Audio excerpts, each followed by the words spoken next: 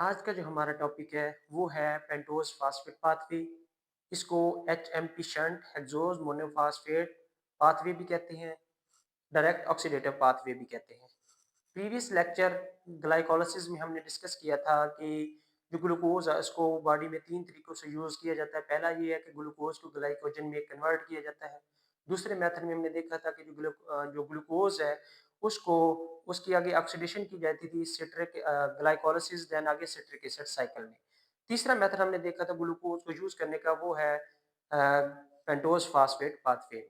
Pentose phosphate pathway में हमने ये आगे डिस्कस किया था कि इसमें जो राइबोज फास्फेट है, जो राइबोज जो शुगर है, और इसके अलावा एनएडीपीएच की प्रोडक्शन होती है।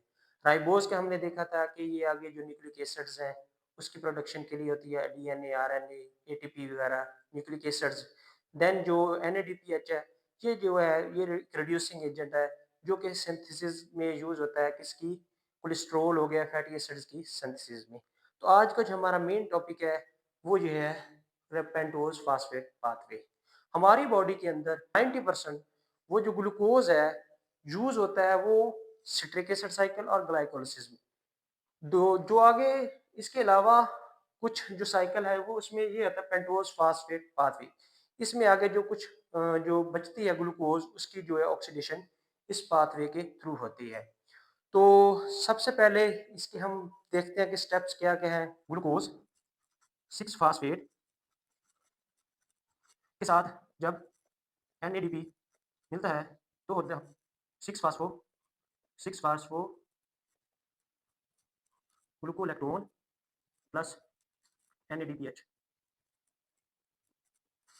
बेसिकली ये रिएक्शन उस वक्त स्टार्ट होता है जब हमारी बॉडी के अंदर एनएडीपीएच की कमी होती है, और एनएडीपी जो है इसको ट्रिगर करता है इस रिएक्शन को। और ये जो है इस एंजाइम की प्रेजेंस में होता है। ये glucose six phosphate dehydrogenase enzyme की प्रेजेंस के अंदर ये रिएक्शन होता है। देन आगे 6 फास्फोग्लूकोलेक्टोन जो है 6 फास्फोग्लूकोलेक्टोन ग्लूकोलेक्टोन जो है जब इसमें वाटर ऐड करते हैं तो ये in the presence of lactonase enzyme की प्रेजेंस में तो ये किस में कन्वर्ट होता है? 6 फास्फोग्लूकोनेट में। 6 फास्फोग्लूकोनेट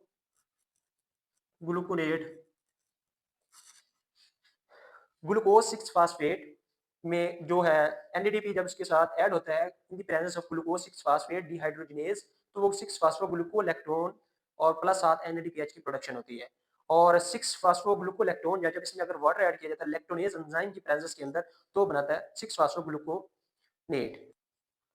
6 फास्फोग्लूकोनेट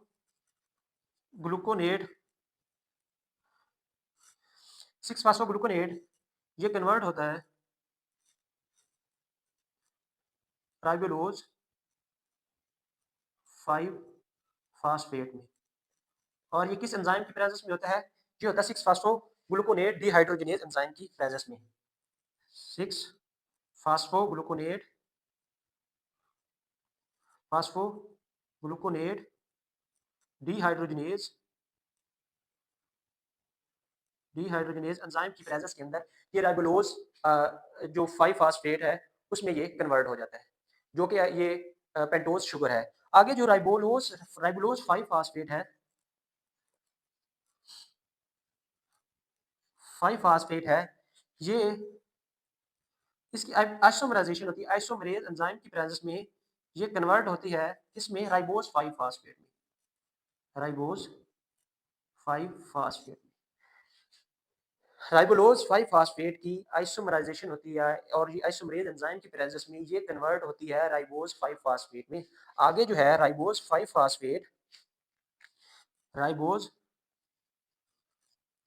फास्फेट जब इसकी एप्टीमराइजेशन करते हैं एप्टीमरेज एंजाइम की प्रेजेंस में तो ये कन्वर्ट होता है जाइलोडोज 5 फास्फेट में। जाइलोज 5 फास्फेट और जाइलोज 5 फास्फेट राइबोज 5 फास्फेट जब ऐड होता है जाइलोज 5 फास्फेट में इसको इसकी की ट्रांस कीटोलेज एंजाइम की प्रेजेंस में ट्रांस कीटोलेज इसकी ट्रांस कीटोलेज एंजाइम की प्रेजेंस में तो ये बनाता है sedoheptulose 7 phosphate sedoheptulose 7 phosphate plus glyceraldehyde 3 phosphate glyceraldehyde 3 phosphate sedoheptulose 7 phosphate plus glyceraldehyde 3 phosphate इसका जब रिएक्शन होता है आगे इसमें ट्रांस एल्डोलेज एंजाइम की प्रेजेंस में तो ये आगे बनाते हैं fructose fructose 6 phosphate plus 4 carbon sugar जो है इथोज 4 फास्फेट 4 फास्फेट आगे फर्स्ट रिएक्शन होगा उसमें ज़ाइलुलोज 5 फास्फेट ये और ये जब मिलेंगे ज़ाइलुलोज 5 फास्फेट प्लस इरेथ्रोज 4 फास्फेट तो ये बनाएंगे fructose 6 phosphate plus glyceraldehyde 3 phosphate ये हमारे पास जो एंड प्रोडक्ट होगी इसकी ये हमारी बॉडी में कितना इंपॉर्टेंट है राइबो जो राइबोज 5 फास्फेट हमारे पास बनती है जो कि पेंटोज शुगर है वो आगे nucleic acids DNA RNA nucleotides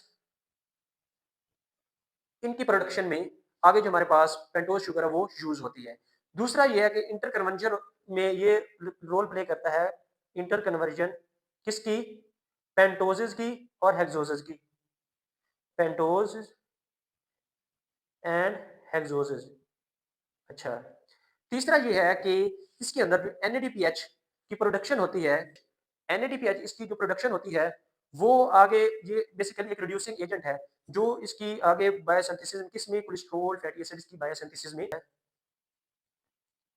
NADPH ये आगे यूज होता है कोलेस्ट्रॉल फैटी एसिड्स की सिंथेसिस में ये जो ग्लूटाथायोन है हमारे पास जो amino acid different amino acids से बनता है जैसे ग्लाइसिन वगैरह जो ग्लूटाथायोन ये है एंटीऑक्सीडेंट ऑक्सीडेंट अच्छा ये ग्लूटाथायोन की प्रोडक्शन में यूज होता है NADPH अच्छा जो ग्लूटाथायोन है ये एंटीऑक्सीडेंट है जो हमारी बॉडी में जो H2O2 केमिकल्स हैं जो कि ऑक्सीडेंट है हाईली ऑक्सीडेंट होते हैं जो कि डैमेज करते हैं डीएनए और प्रोटीन्स को हमारी बॉडी के अंदर ये उनके अगेंस्ट वर्क करता है होप सो आपको समझ लग गई होगी अगर आपको क्वेश्चन है तो आप नीचे कमेंट सेक्शन में पूछ सकते हैं थैंक यू